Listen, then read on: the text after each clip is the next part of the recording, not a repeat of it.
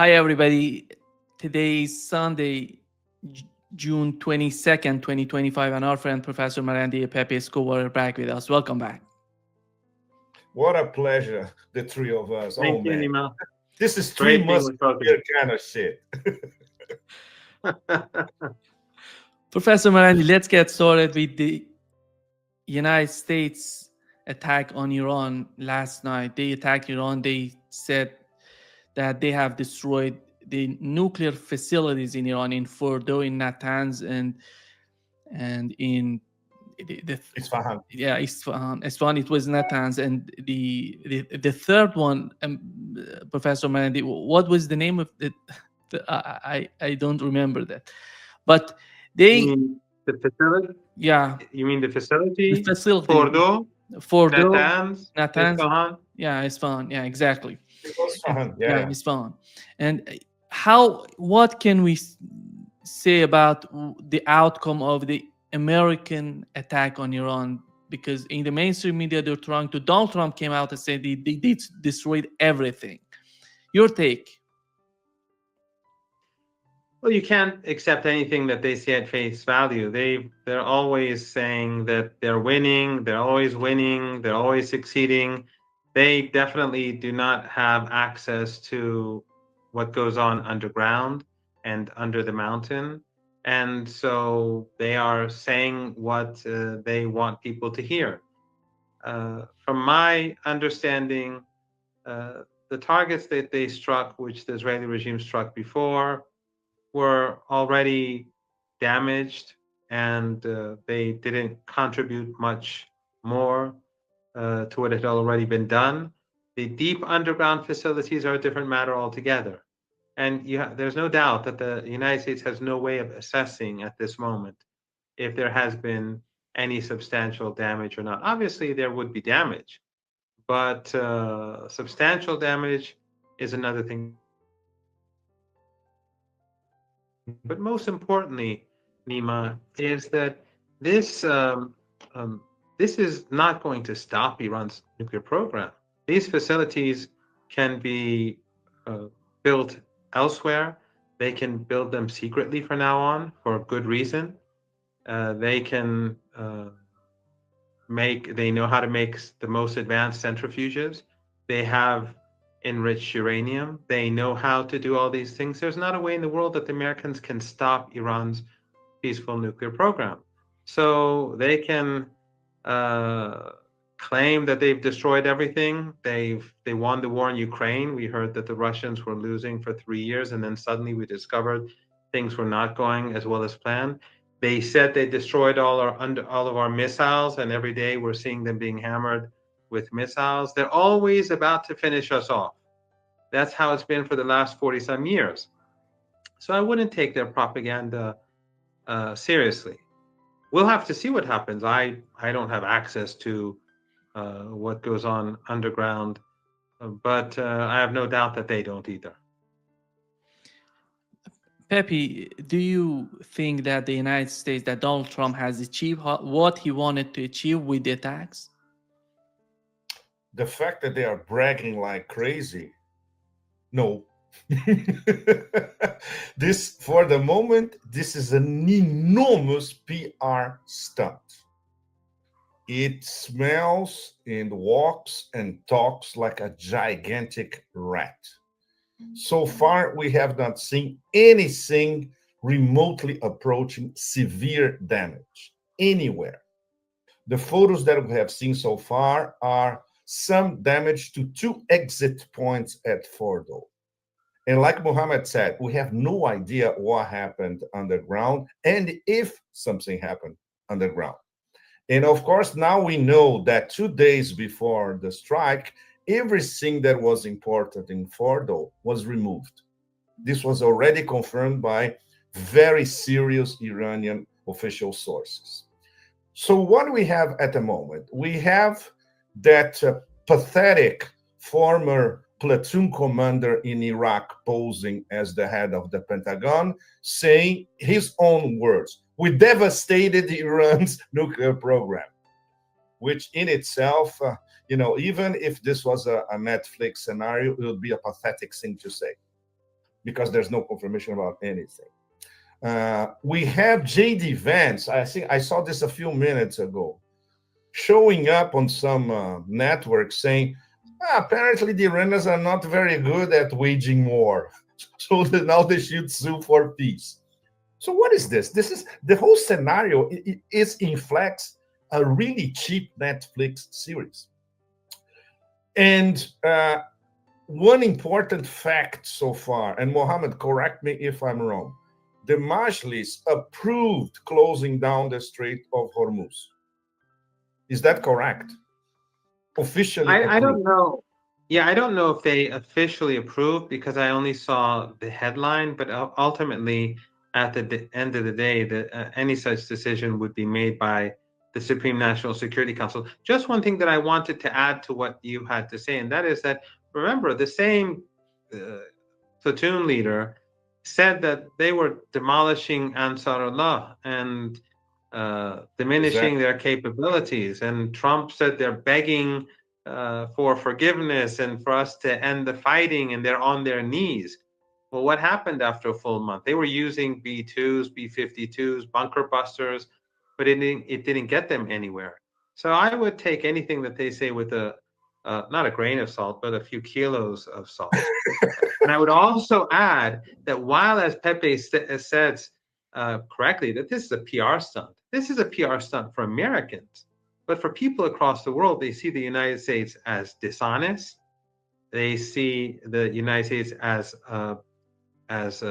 trying to wreck itself, both it and the Israeli regime, wrecking negotiations, being deceitful at the negotiating table.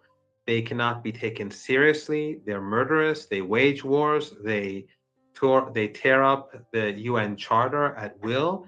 This is not going to be good for the United States. This is going to be horrific. But as Pepe points out, this is a PR stunt for the base to say that we're tough and strong, but the damage that it does to the United States is extraordinary. And also, okay, so if now you've destroyed the Iranian nuclear program, as you claim, then you have no more problem with Iran. Then you have no more justification to confront Iran. Mm-hmm. Yeah. Yeah. Well, we can say that the damage to US credibility is on several levels. Internationally, obviously, all across the global south is beyond repair. And this was part of virtually every serious conversation during the St. Petersburg Forum this week. MAGA is dead. I would quote, and I'm sure our audience will be familiar with that famous, and I'm taking it directly from Quentin Tarantino's Pulp Fiction. Where's MAGA? MAGA's dead, baby. MAGA's dead. And MAGA now is dead completely, Tarantino style. And in fact, it was a suicide because the death of MAGA was perpetrated by the MAGA creator. Over 50% of MAGA supporters, they are anti-Zionists. So his base is devastated completely, unlike Fordo. And there is a minority of MAGA Zionists. This is a small minority in the US that, of course, are going on Fox News and tuning into Fox News to hear more about the PR stunt. On a global level, this is extremely serious because no nation state anywhere from now on can believe anything on any level coming from any US administration. Diplomatic, geopolitical, geoeconomic offers, deals, agreements, etc. They managed in, okay, 2 strikes. They destroyed completely, finally, international law from the point of view of the United States. They destroyed the UN Charter, which for big players like Russia and China is something sacred. For the Minister of Foreign Relations in Beijing and in Moscow, they are quoting the UN Charter all the time. The UN Charter has been dead for a while, and now it's 6 feet under. And of course, in terms of any credibility with any nation of the global south, also forget it. So what are we going to have? We're going to have a totally out of control empire bombing its adversaries here and there. They cannot do that. Are they going to use B-2s to bomb the really, really hardcore players like Russia and Iran? No, they won't dare do it.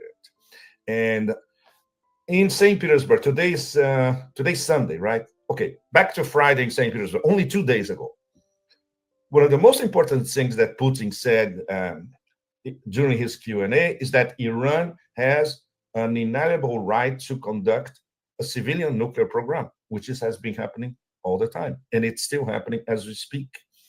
And he talked tersely about Bushehr, saying that he got strict assurances by Trump and Netanyahu that nothing will happen to Bushehr, where you have more than 200 high-level Russian technicians helping to build a new power plant. Today, there was a strike very, very close to the power plant in Bushehr. So you cannot trust, I call them the Zionist axis. I wonder if most of you would agree. It's not only Tel Aviv, and it's not only those lunatic, apocalyptic, psychopathological, genocidal, Old Testament crap in Tel Aviv. No, it's worse. It's the Beltway. It's all those silos in the industrial military complex in the Beltway. And obviously, the President of the United States is a hostage to these people. He might have even entertained the idea of having some sort of diplomatic agreement with Witkov and Arakshi. In the beginning, at least they were talking indirectly to each other. And then the whole thing collapsed. But then he was completely hijacked by the Zionist axis. And from now on, everything that he does, we will know that it's not the President of the United States. It's a different version of the automatic pen of that previous cadaver. It's the automatic PR stunt from now on. It's absolutely ghastly, the whole thing. Professor Marandi, what has happened here is what the Austrian foreign minister said, that all laws of warfare have been violated. Donald Trump's decision to attack Iran's nuclear facilities was foolish and broke all laws of warfare. Stated in it's not just about Europeans talking about this. Look at what is happening, and other countries who are somehow negotiating, participating in some sort of relation with the United States, they would think, what would happen to them if something happens? It's not something about regional or about Iran and the West Asia. It's all about how the international community communicate from within. What has happened with this attack on Iran, in your opinion, in terms of the communication, international communication between the nations? You know, I was saying right before the show that someone, not even from the region, not even, I think it, not even Muslim, not from the region, was saying that Iran is fighting on behalf of humanity. And the United States is and the Israeli regime, they are now viewed by the world as the real enemy. And the Europeans and the European elites, of course, and the meaning American elites and European elites, the mad people, the crazy people that Pepe was alluding to, these people are a menace to humanity. They're a menace to their own people. They're a menace to Europe and the United States. The Zionists and the neocons are in full control of most of Europe and of course, North America.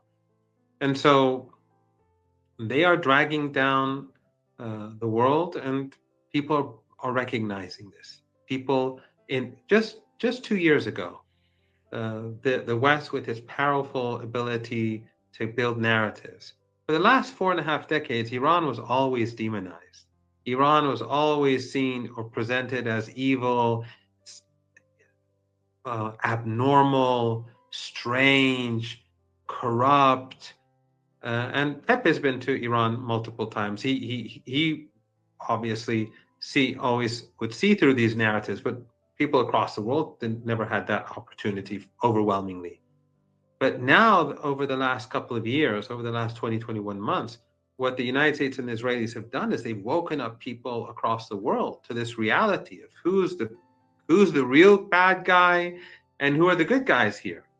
And I think that is the greatest defeat of all. And who loses the most when the UN Charter is destroyed?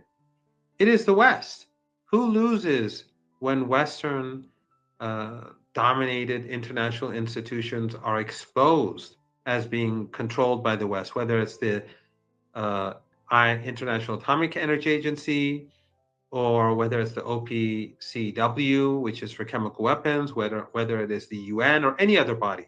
People now see that the body for chemical weapons was used to frame Syria so that the Americans could destroy the country.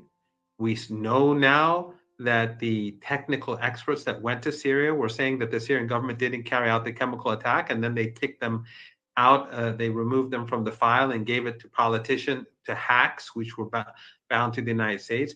We now see the International Atomic Energy Agency being bound to the West, being affiliated with the West. The majority are of the board of governors are Western. 17 of the 35 European, North American. Then Korea, that makes the majority. With Japan, that's a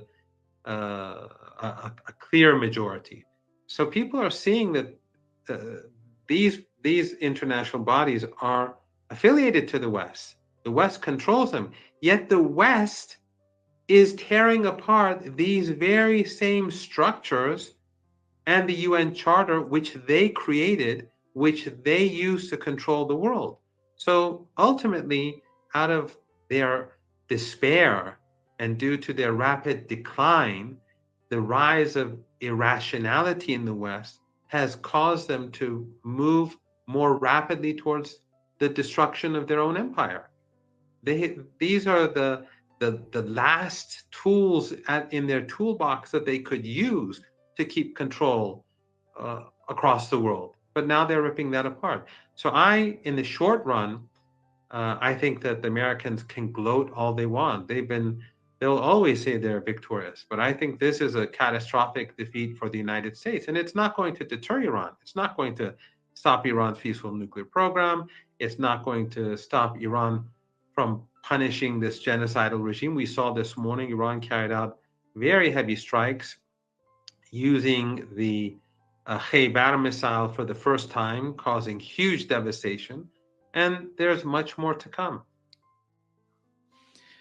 Pepe, when it comes to the Russia and China, they came out and condemning the United States attack on Iran. And here is what Dmitry Medvedev tweeted. He said that a critical infrastructure of the nuclear fuel cycle appears to have been unaffected or sustained only minor damage.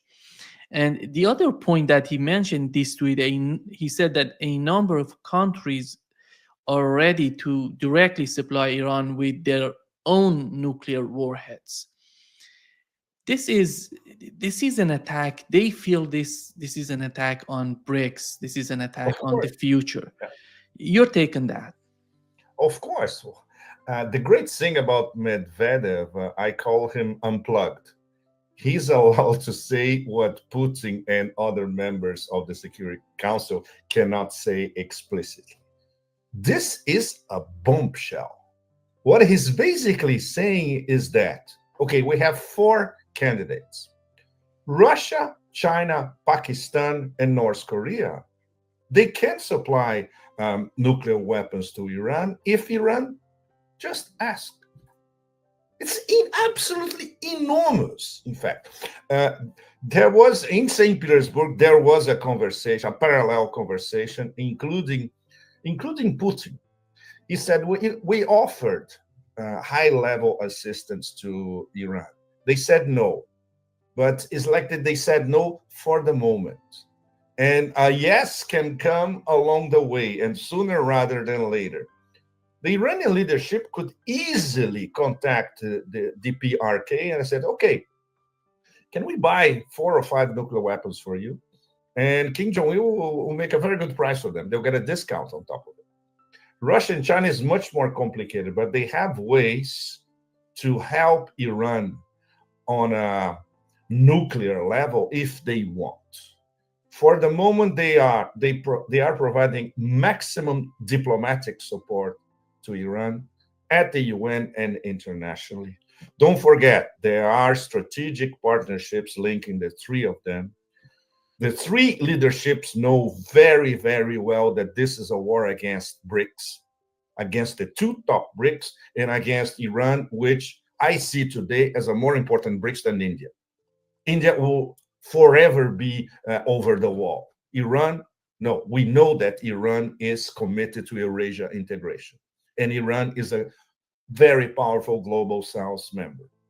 So, complementing what Muhammad just said, the own goal from this American administration is astounding. They managed to alienate, perhaps definitively, the whole global South, apart from selected chihuahuas that they have here and there.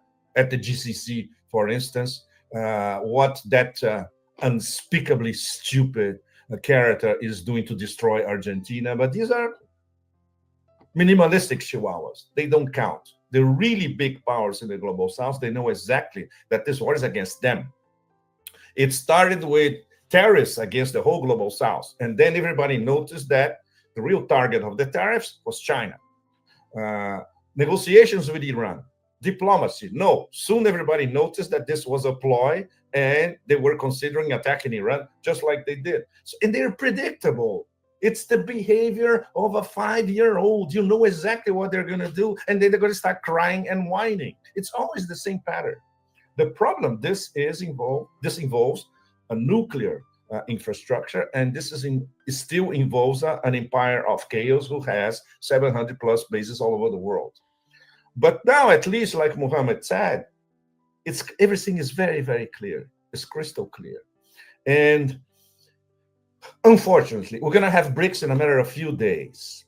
I don't expect under this meek Brazilian presidency that anything substantial will come out of BRICS. They spent less than 6 months basically torpedoing what the Russians did during 10 months last year to get super traction to BRICS. And then this year, the whole thing decelerated because of this. Okay, I prefer not to say anything diplomatic because I'm also Brazilian. So this will have to be recovered after the BRICS in Rio, all the way to the BRICS next year in South Africa. Then I'm sure that Iran being a full member of BRICS. Indonesia, for instance, Muslim nation, they were on stage, Prabowo was on stage with Putin Friday in St. Petersburg. And Russia and China, of course. Okay, now we have to go deeper into organizing different paradigms, different platforms, and finally escape from the grip of the international financial, economic, political system as established by the West. And the kick may have been this attack today, in fact. So, Operation Barbarossa was on June 22nd in 1941. Nobody in Russia forgets that. So now we have Operation Limp Dick joining the history books as the beginning of the suicide of the American empire. Professor Marandi, when we look at the way that the United Kingdom was somehow talking about the American attack on Iran, they said if Iran responds, if Iran attacks American bases in the region, we're going to join the United States because it would be an attack on NATO. This is huge. Iran and Russia and China, all these players that are witnessing what's going on with the West, they have to think about the future because they know if some in Ukraine, Russia was fighting the whole West, all Europeans together with the United States. Right now, they're talking about they're going to join the United States. What's the feeling coming to the Iranian? No one takes this seriously.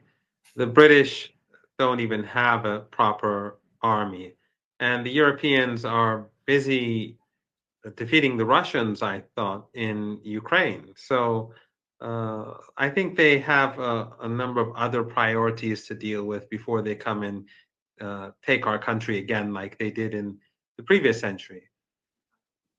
The British, their country is falling apart. The economy is falling apart, and they've directed all their resources towards undermining Russia. And by the way, there's still a war going on in Ukraine, and that war is intensifying, and the Russians are making a lot of headway. And the months ahead are going to be looking very bad for the Europeans and the Americans. Uh, they're fighting on multiple fronts now, and they are going to fail on all of them. Have no doubt that the Iranians are going to retaliate. It doesn't matter if the damage was limited or not.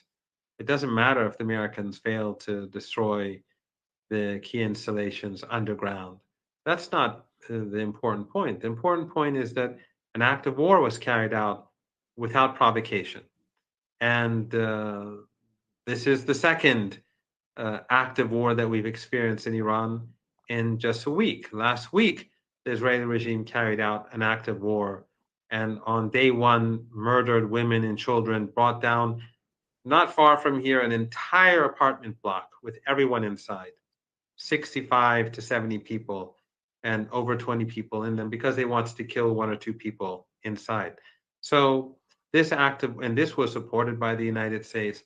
So the Israeli regime is still being punished. We saw, and the Israelis are losing the war.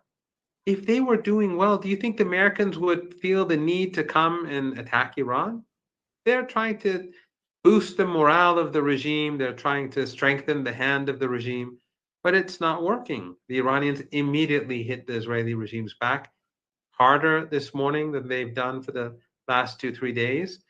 And on the other hand, the Americans have exposed themselves to the Iranians as completely untrustworthy, dishonest, and that everything they do is full of deceit. So how can we negotiate with Americans in future?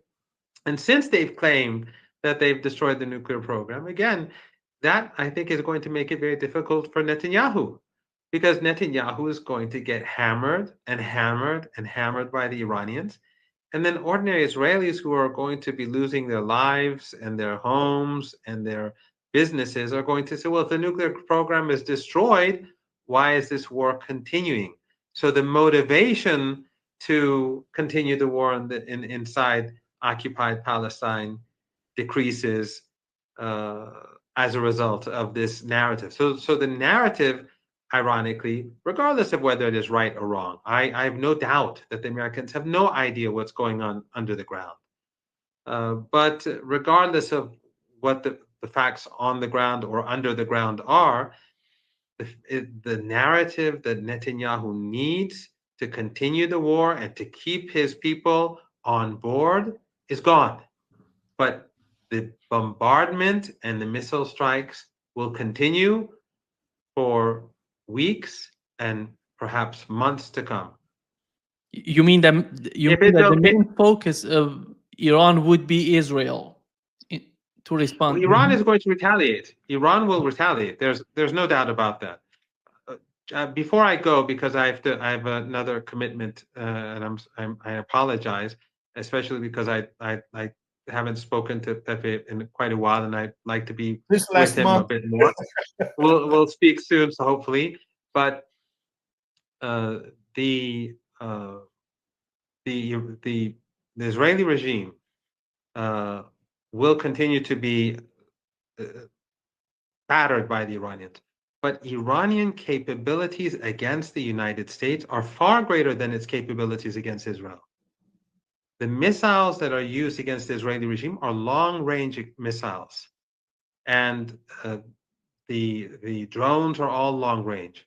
Iran has tens of thousands of missiles that can hit Israel and tens of thousands of drones. But the Iranians have been preparing for war against the United States for 20 years. They were expecting a war against the United States. They knew that this was inevitable. So their abilities in the Persian Gulf with medium size and medium range missiles and short range missiles and medium range drones and short range drones, which are much more easy to move around and which are much more precise, uh, this makes the position of the United States and its allies on the other side of the Persian Gulf in their glass palaces it makes their position untenable if there is a major conflict. I should go, Okay, thank but you, I'll Professor see you Marandi. both See you. soon. Mohammed, could you please give me 1 minute before you go? Sure. Just one question. Uh, from a geoeconomic and financial perspective, what is the ideal Iranian response now? Let's say a selective blockade of the Strait of Hormuz, which will devastate really the European economies, especially, and of course, try to paralyze the Israeli economy in a matter of a few weeks. Do you think this would be the ideal strategy for the moment and not a direct attack on the US? I think that Iran will continue to pound the Israeli regime. Remember, it's small. The strikes on Mhm. Iran is a huge country. You only, even in Tehran, if they strike the other side of the city, you only hear about it in the news. And the Israeli warheads are much smaller than the Iranian warheads. The damage that they do is much less. But with regards to the United States, I think that the Iranians will strike the United States and they will hit them. But how will they hit them? How will they punish them?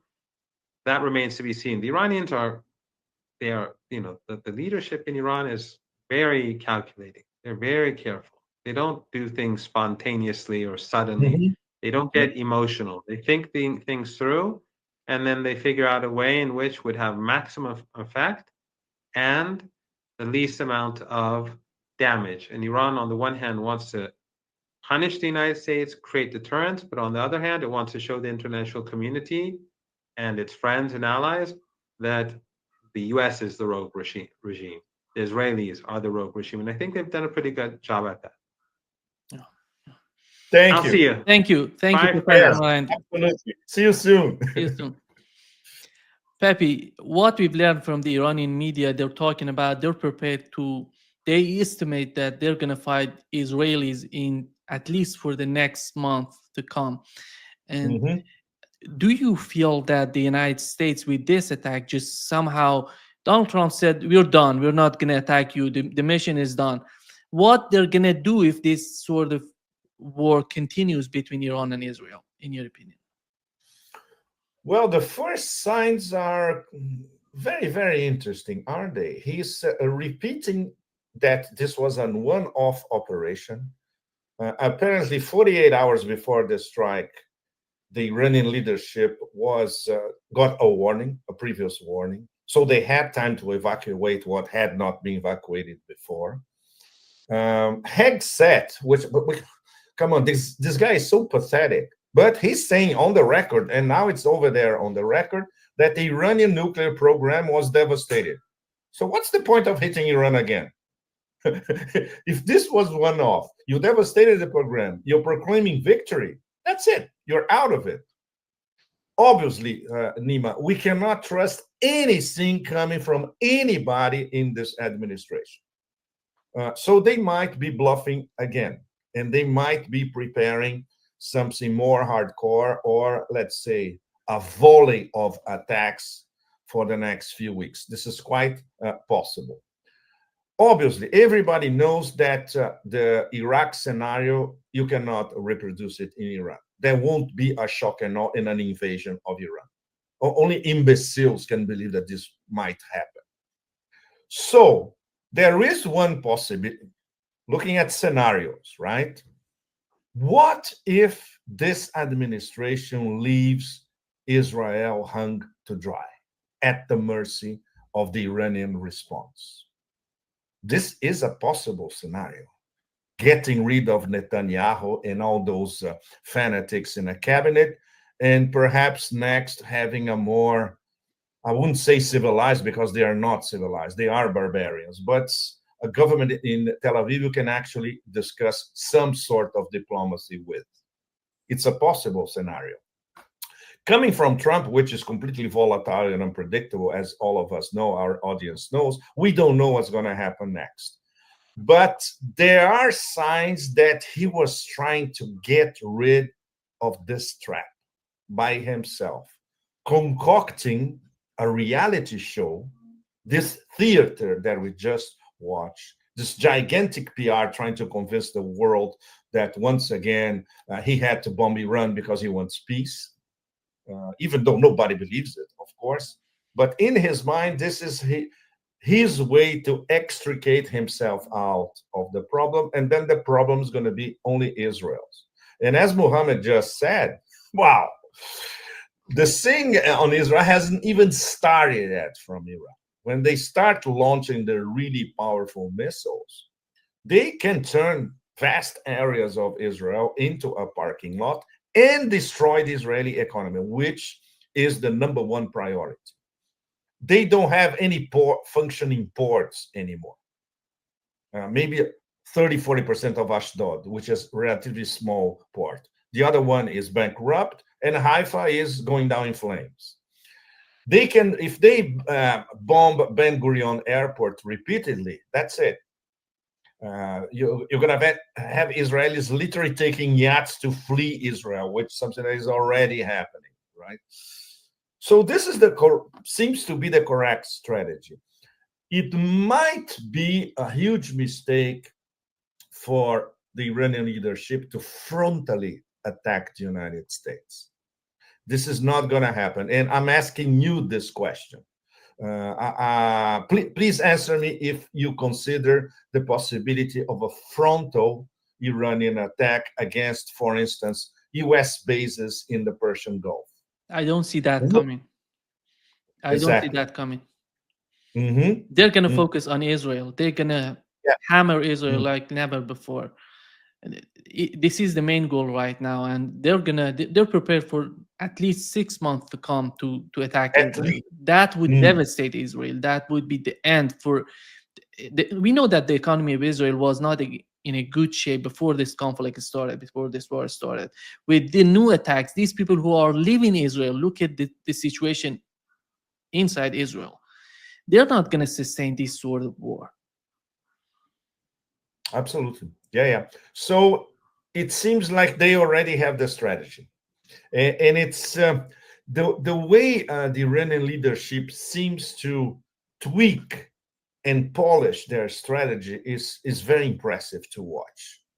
This means that the chain of command is intact and everything was pre-planned, including various scenarios. And then depending on the scenario they are going, they adapt everything to fit this new scenario. And obviously, the scenario of a direct hit by the US was pre-planned to death. So they know exactly what to do next. The Americans don't know what Iran's going to do. They are lost in a fog completely. And they won't know how to react properly because the reaction will be completely disproportionate to what the Iranians might do. And that's all these variables make it. We don't know what's going to happen tomorrow, literally, right?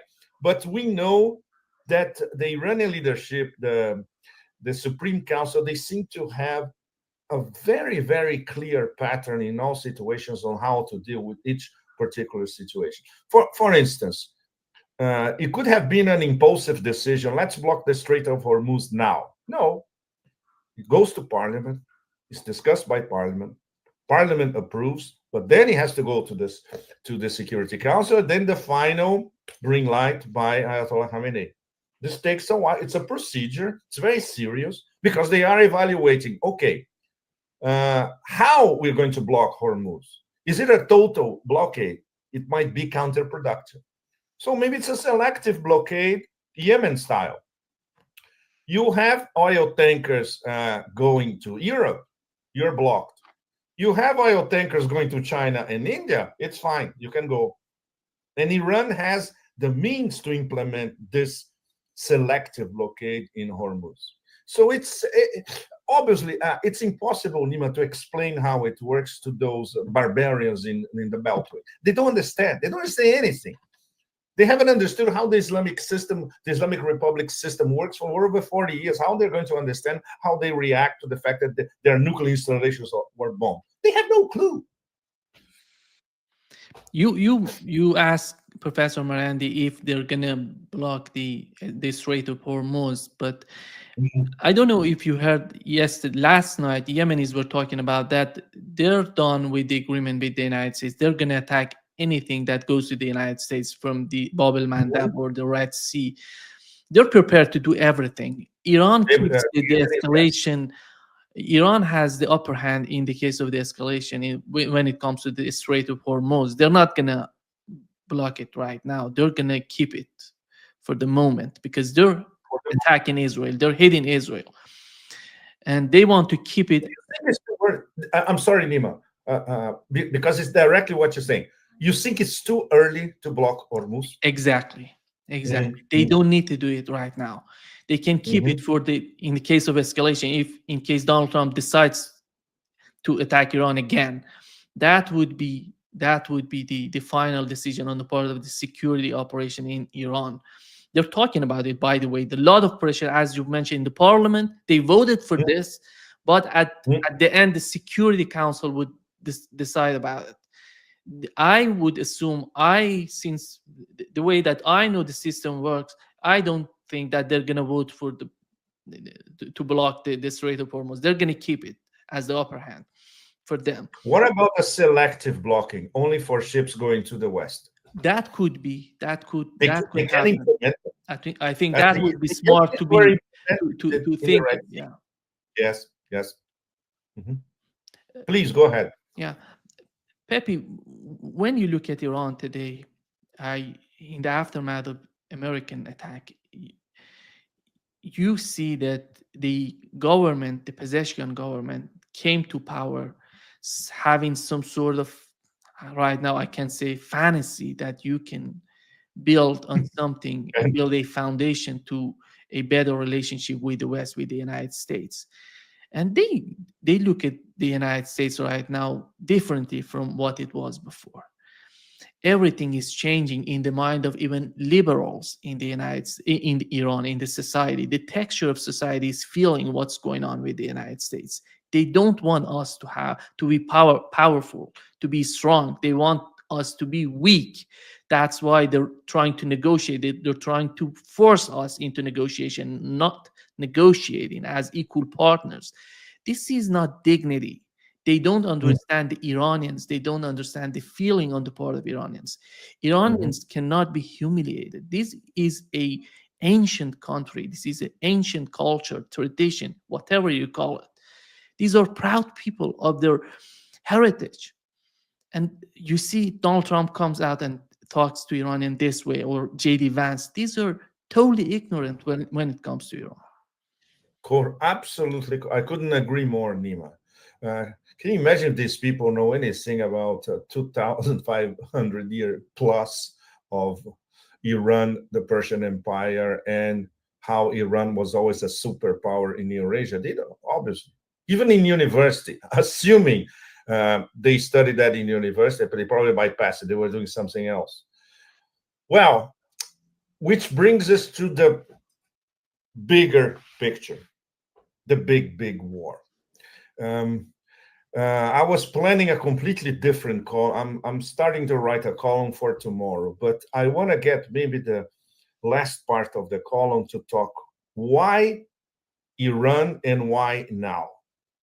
Because apparently the people behind the scenes in the empire, let's say the successors of Mahan and Brzezinski, now they see the ultimate threat of the US being completely expelled from Eurasia and for most of the global south. So what do they need? Once again, they need to control oil, gas, and minerals. And then the empire can have a new lease of life further on. They tried Ukraine, it backfired horrendously, as we all know. The whole Ukraine charade is about Ukrainian national resources. And as we now know, all of us, our audience, all of you, over 60%, perhaps even more than 70%, now it's part of Novorossiya and will be controlled by Russia from now on, already controlled by Russia from now on. Like I think I gave you an example to you when we were talking yesterday, that the Chinese businesswoman I talked to in St. Petersburg, And then with the number two of Donetsk, he told me, yes, every Chinese company anywhere wants to come here and invest in Donetsk. This is it, because that's where it is. Nobody will want to invest in Kiev, Lviv, or Western Ukraine. So it backfired badly. So their plan B is Iran.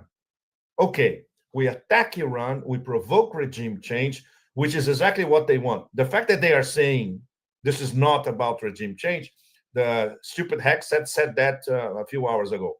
It's because this is exactly what they want. They want regime change, destabilize Iran, and then they have a puppet, could be the son of the Shah or another idiot, and then they can have access to Iran's immense wells of oil, gas, minerals, etc.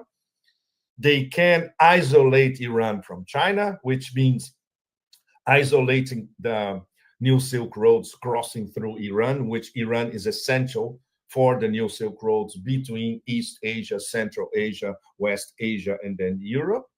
And of course, you're going to be installed in the soft underbelly of Russia.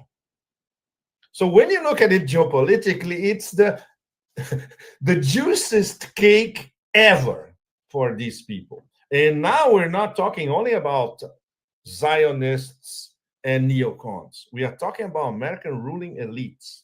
How are we going to save the empire? Very simple. We destroy Iran and we get everything for us. This is the short headline for this whole story. And that's where we are now. And that's why we are now. So I'm pretty sure, Nima, and that's another question for you. I'm sure Khamenei and the Security Council, they see this big picture, and they see that Iran is the absolute focus of all any demented imperial decision like this one, which bombarded every international treaty we can think of. But it makes sense. It was not out of the blue, and it was not decided this past few weeks. This was decided years ago. And now, because they see a window of opportunity, this is what they're trying.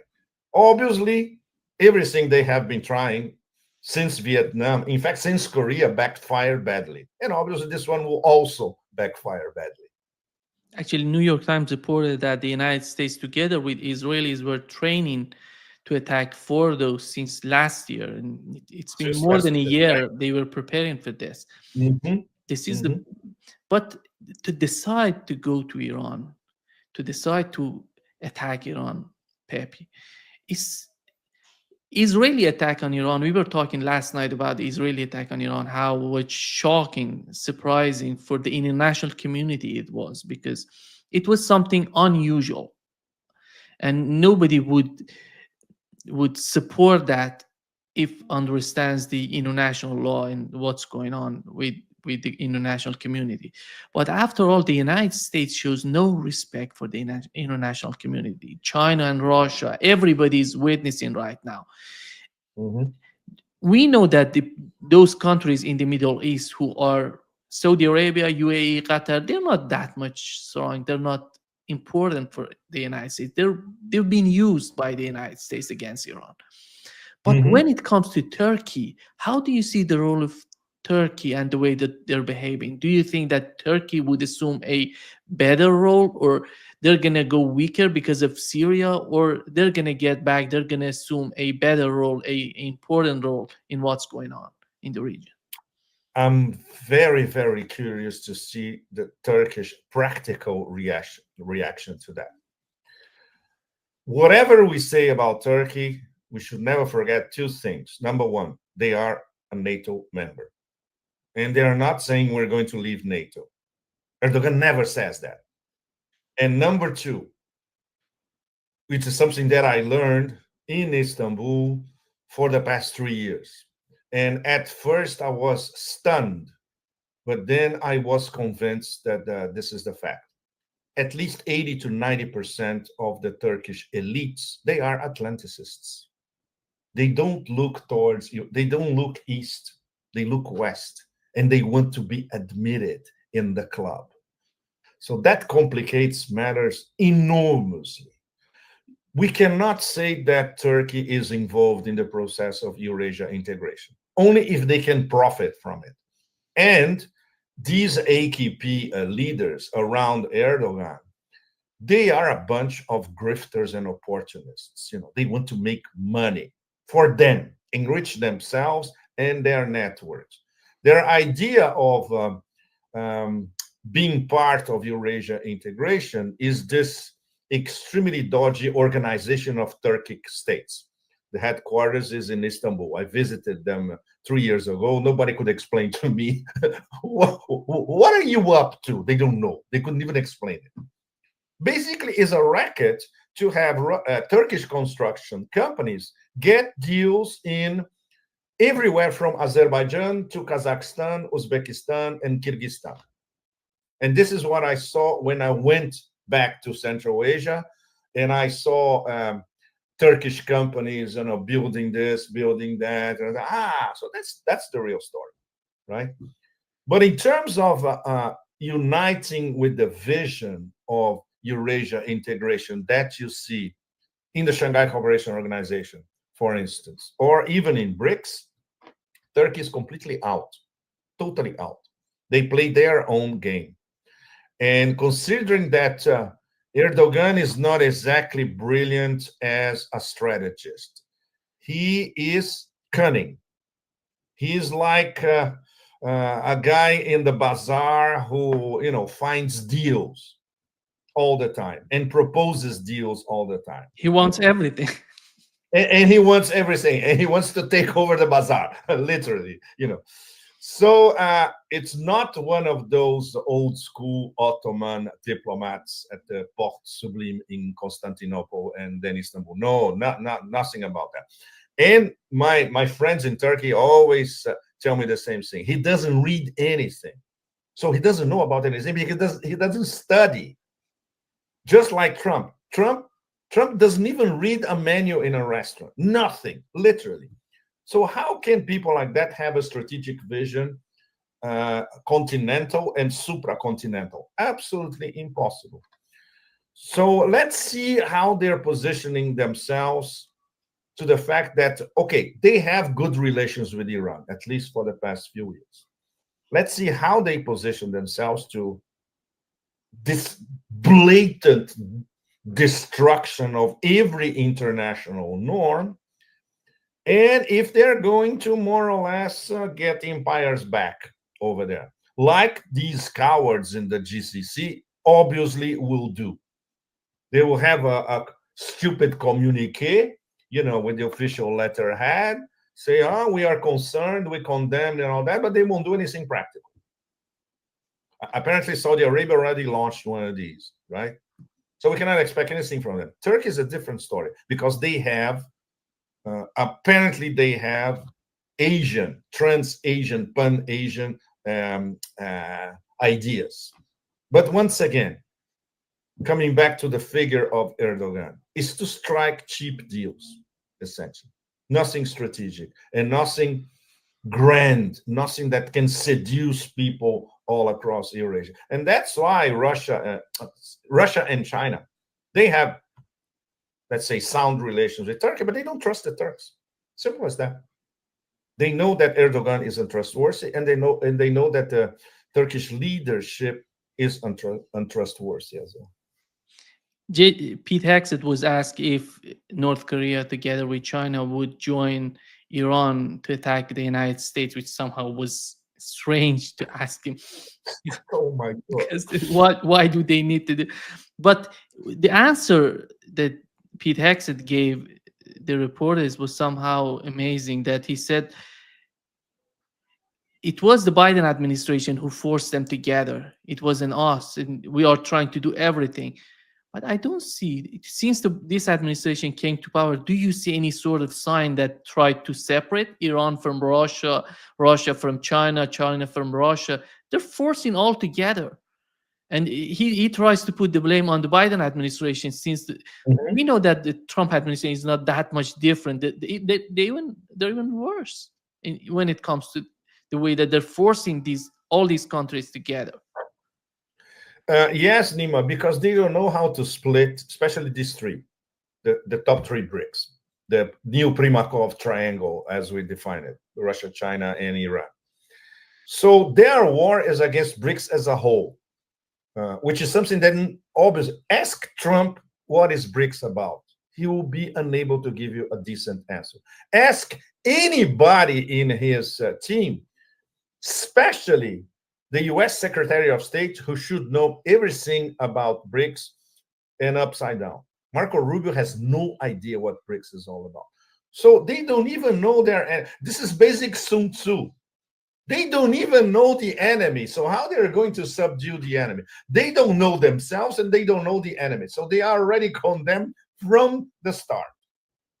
So this war against BRICS started geoeconomically, the tariff thing. And then everybody saw that the war was really against China, top BRICS. They cannot have a hot war against Russia or China, and they know it.